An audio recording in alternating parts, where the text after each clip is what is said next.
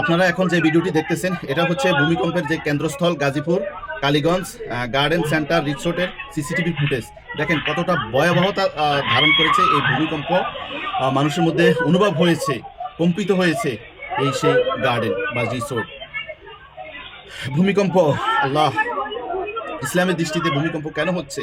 এই যে এই সমস্ত জায়গাগুলোতে বেহায়াপনা, উলঙ্গপনা, পর্দা নেই, পর্ষিতা নেই, নারী পুরুষের অবাধ মিলামিশা, এই সমস্ত জায়গার মধ্যে যখন মানুষের মধ্যে বিশ্বাসঘাতকতা বৃদ্ধি পাবে, জিনা ব্যভিচার হবে, যখন মানুষ রাষ্ট্রের প্রধানের কাছে কোনো ন্যায় বিচার প্রাপ্ত হবে না, নারী পুরুষের অবাধ জিনা ব্যভিচার ছড়িয়ে পড়বে, তখনই এ ধরনের ভূমিকম্প হয়, দুর্যোগ হয়, মহামারী হয়।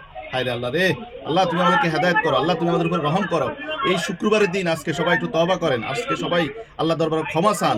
তবে ভূমিকম্প যে একবার যে এখন হয়েছে যে তা না, ভূমিকম্প কিন্তু আরো একবারও আসে, দুইবার করে হয়।